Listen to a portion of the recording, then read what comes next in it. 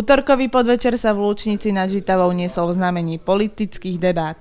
Je zjavné, že obyvatelia Lučnice, ktorí sa na zhromaždení zúčastnili, venujú plnú pozornosť tomu, čo sa v ich obci a ich krajine deje. Kandidátov na poslancov do Národnej rady Martina Nemkyho a Mareka Ileša zahrnuli množstvom otázok z rôznych oblastí.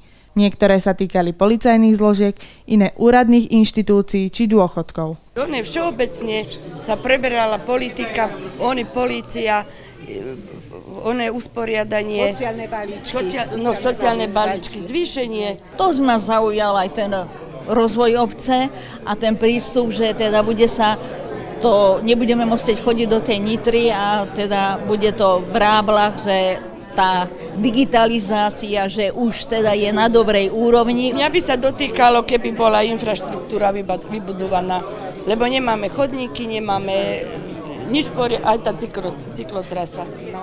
Občania sa o takéto stretnutia zaujímajú, čo bolo na diskusii vidno. Čo viem, je to pravidelné, v podstate pred parlamentnými voľbami, pred župnými voľbami obec poskytuje priestory v rámci volebnej agitácie politických strán, subjektov, prípadne hnutí. Samozrejme občania sú oslovení, kto má záujem, príde a rozhoduje sa pri tým, keď hádže ten svoj volebný lístok, ktoré politické strane dá ten svoj hlas. Na míting do obce sa zatiaľ prihlásila jediná politická strana Smer sociálna demokracia.